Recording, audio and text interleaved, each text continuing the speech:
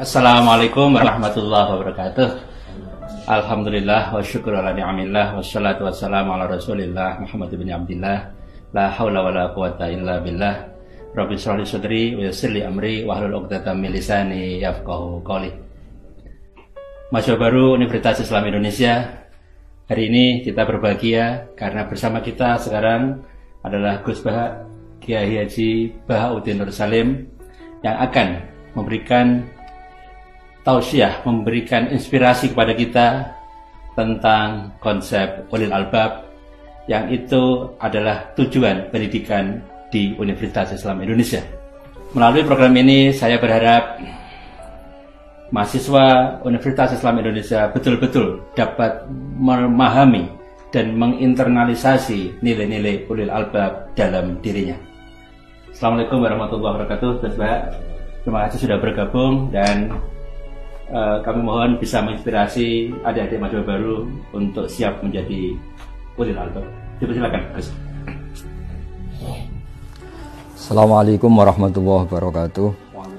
Bismillahirrahmanirrahim. Rabbi shrah li sadri wa yassir li amri wahlul 'uqdatam min lisani.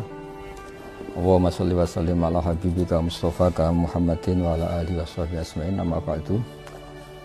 Bapak Rektor Profesor Fathul Wahid yang saya hormati, teman-teman mahasiswa baru yang sangat kami cintai, karena di sini memang kita semua ingin menjadi manusia ulil albab, agar orisinil saya bacakan ayat yaitu yang ada di 190 Ali Imran. Definisi ulil albab di sini disebut alladzina yazkurunallaha qiyaman wa qu'udan wa 'ala junubihim wa yatafakkaruna fi khalqis samawati wal ard. Mereka yang mengingat Allah baik saat berdiri, saat duduk, maupun saat rebahan, saat santai-santai tiduran, dan selalu berpikir dalam penciptaan Allah, tentang menciptakan Allah menciptakan langit dan bumi. Kemudian dalam berpikir itu menyimpulkan Rabbana ma khalaqta hadza batila, bahwa yang kau ciptakan semua ini tidak ada yang sia-sia, tidak ada yang tanpa guna, tidak ada yang tanpa manfaat. Kemudian diantaranya ingat lagi dengan menyebut subhanaka faqina adzabannar, maha suci engkau, jagalah kami ya Allah dari siksa api neraka. Di sini ulil albab diberi definisi yang sangat religius, karena ini apalagi kita ini di UI, Universitas Islam Indonesia, bahwa di antara kaum yang berakal adalah kaum yang sadar bahwa alam raya ini ada yang punya, yaitu Allah Subhanahu wa taala. Lalu dalam tradisi keilmuan, menstatuskan Allah atau mensifati Allah itu dengan cara-cara yang benar. Di antaranya adalah mengikuti cara Allah mensifati dirinya sendiri. Ini penting saya utarakan supaya apapun cinta kita kepada Allah, jangan sampai kita menstatuskan Allah dengan sesuatu yang Allah itu terbebas dari sifat itu. Sehingga dalam banyak ayat diterangkan subhanahu wa ta'ala begini-begini, terus amma yaqulu zalimuna ulwan kabiru. Jadi Allah nggak mau disifati secara salah oleh orang-orang yang zalim, oleh orang-orang yang kafir. Saya beri contoh misalnya begini, betapa mudahnya Rasulullah mendorong kita mencintai Allah. Misalnya, kamu tidak usah takut rezekinya Allah itu habis. Bukankah kamu berpikir, kata Nabi, Aro'aitum, coba kamu angen-angen, kamu pikir berapa Allah ngasih rezeki mulai Allah menciptakan langit dan bumi sampai sekarang. Artinya stok makanan yang diciptakan Allah itu luar biasa. Mulai dulu ada dinosaurus ya makanan tidak habis, ada ikan paus ya makanan tidak habis. Padahal ngelihat makanannya mereka itu ngeri betul, tapi nyatanya hewan-hewan yang makanannya super banyak ternyata ya sampai sekarang pun tetap dapat rezeki. Jadi kata Nabi, aro'aitum ma anfaqo mudz khalaqas samawati wal ard fa innahu la yanfudu ma indah. Lihatlah apa yang diciptakan Allah, mulai langit bumi diciptakan, semua makhluk yang hidup semuanya dapat apa? Rezeki, dan semuanya tidak bisa menghabiskan rezeki yang disiapkan Allah Subhanahu wa taala. Begitu juga di masalah ilmu. Ilmu yang dianugerahkan Allah ke kita ini tidak ada habis-habisnya, dikaji, kemudian tidak ada habisnya. Maka saya berpesan sama adik-adik yang kuliah di UII, bahwa UII adalah didirikan sebagian oleh ulama, ada Gus Wahid, ada dari unsur Muhammadiyah, ada dari unsur beberapa ormas. Dan didirikan murni karena kita ingin umat Islam ini terpelajar yang sangat Indonesia. Jadi religius yang sangat Indonesia, atau kalau populernya disebut nasionalis religius. Karena kita tidak pernah ingin Islam benturan dengan negara, negara benturan dengan Islam. Contoh yang paling mudah tentu kita anti narkoba. Negara menyediakan ada BNN. Islam mengharamkan curang, korupsi. Negara ada KPK. Islam ingin negara ini stabil, nyaman. Negara ada kepolisian yang menjaga kestabilan itu. Sehingga ketika kita baca al-muslim man salimal muslimuna min lisanihi wa yadihi, orang muslim itu siapa? Yang orang lain itu selamat, terbebas dari makarnya dia, dari sikap tidak simpatinya dia, baik yang dilakukan lisan, mulut maupun tangan. Sehingga ketika kita menganjurkan kedamaian, menganjurkan sangat Indonesia, itu selalu tidak pernah kita ini benturan dengan negara. Dan itu yang diinginkan para bapak bangsa, para ulama kita, para guru-guru kita.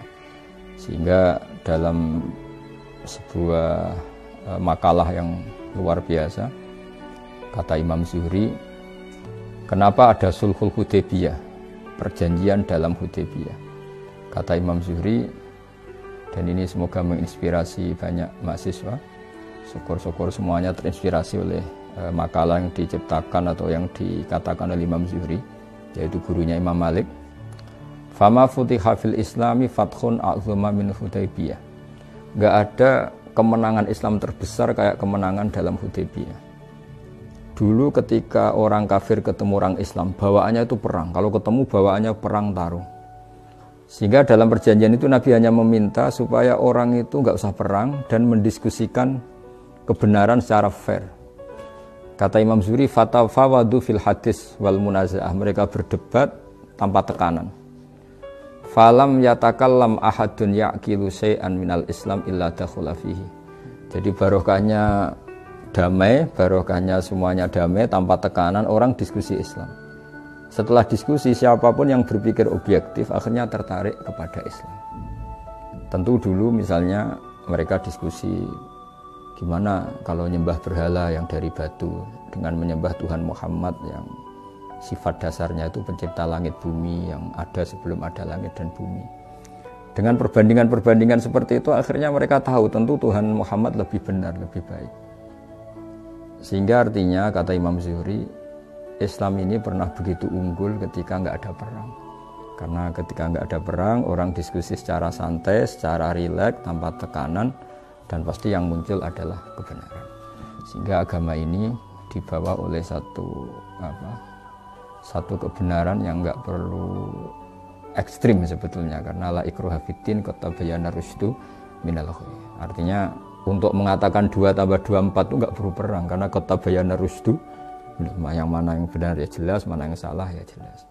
Sehingga untuk mengatakan kalau yang Tuhan itu harus yang menciptakan langit bumi, yang jadi Tuhan harus yang paling awal. Ini sebetulnya la ikraha fiddin, nggak perlu ada pemaksaan, karena qad tabayyana rusydu minal ghayy, yang benar jelas, yang salah juga jelas. Nah, sehingga dengan tradisi akademik ini kita minta beberapa mahasiswa yang nanti pulang ke daerah masing-masing, ada yang di Papua, di Kalimantan, di Aceh, di berbagai pelosok Indonesia, tolong bawalah agama ini dengan rahmatan lil alamin, dengan santun, dengan baik, karena hakikat kebenaran adalah berkah bagi semua, dan kebenaran mudah dikaji secara sadar kalau kita simpatik.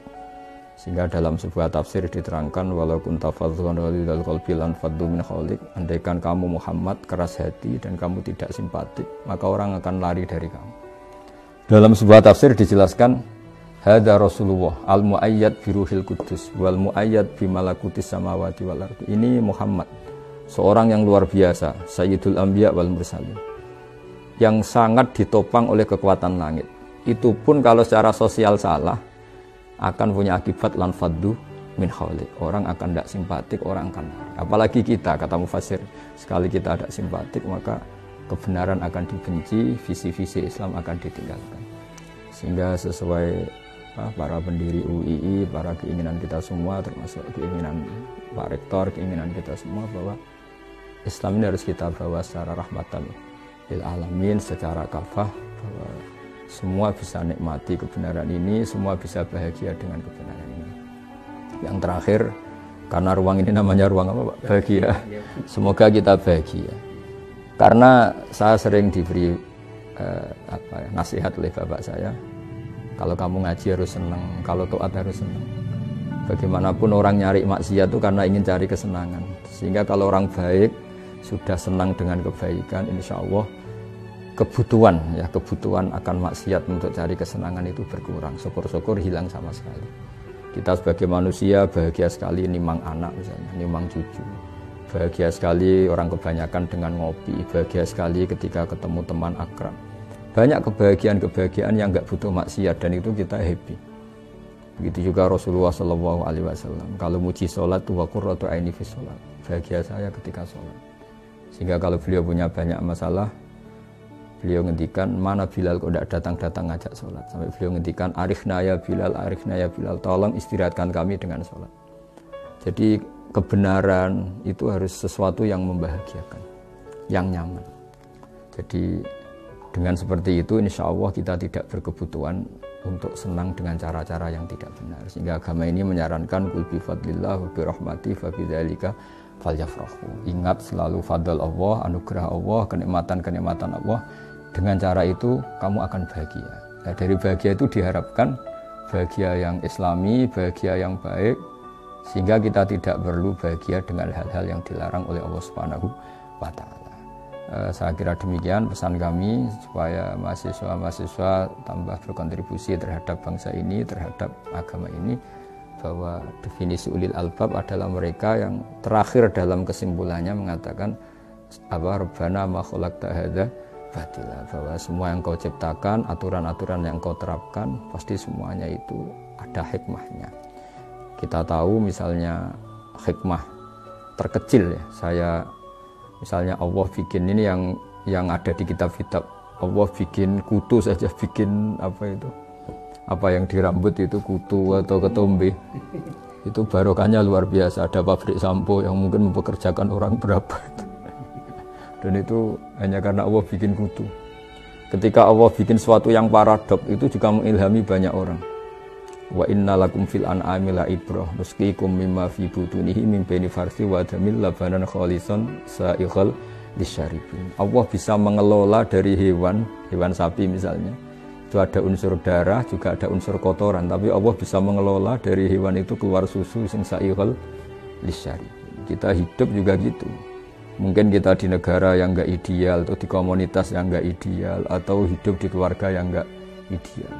Kita hidup kadang antara darah dan kotoran, tapi Allah tetap mampu bikin sesuatu yang luar biasa, yaitu ada labanan khalisan sa'ighal lisyaribin. Maka kata para ulama, jangan putus asa ketika Anda hidup di keluarga yang kurang menopang, atau negara yang tidak seperti yang Anda inginkan, atau di komunitas yang Anda tidak cocok, karena Allah tetap saja berkemampuan mengeluarkan labanan khalisan sa'ighal lisyaribin. Semoga teman-teman mahasiswa, adik-adik yang mungkin punya keluarga yang orang tuanya broken atau cerai, atau di kampung yang mungkin kurang islami, semua ini tetap kita berharap sama Allah, jangan putus asa, karena agama ini limangka yarjuha wal yaumal akhir. Agama ini diperuntukkan bagi yang selalu berpengharapan, dan Allah sangat mengkritik yang putus asa. Jadi apapun kondisi bangsa ini, misalnya kena pandemi, kena macam-macam, Allah selalu mengapresiasi mereka yang selalu berharap lebih baik, berharap lebih baik. Karena dibalik sosial yang enggak benar pun, kayak tadi mimbeni farsin wadamin, antara kotoran dan darah, ternyata Allah tetap saja mengeluarkan labanan khalisan sa'ighal lisyaribin. Dengan penuh tekad ini dan penuh niat yang baik pada bangsa ini, semoga kita dapat petunjuk dari Allah Subhanahu wa Ta'ala dan dapat ma'unahnya. Saya kira demikian. Wassalamualaikum warahmatullahi wabarakatuh. Terima kasih Gus Bah. Ada mahasiswa baru Universitas Islam Indonesia, banyak pesan yang sudah disampaikan oleh Gus Bah. Beberapa di antaranya adalah bagaimana kita tidak mempertentangkan antara keislaman dan kebangsaan. Kemudian juga kita dilarang untuk berputus asa dan selalu menjaga optimisme apapun yang terjadi, sehingga insya Allah kita akan merasakan bahagia dalam menghayati, dalam menjalankan perintah Allah, dan menjauhkan kita dari bahagia karena ingin menikmati maksiat kepada Allah Subhanahu wa Ta'ala. Terima kasih Gus Bah. Kita tutup. Wassalamualaikum warahmatullahi wabarakatuh.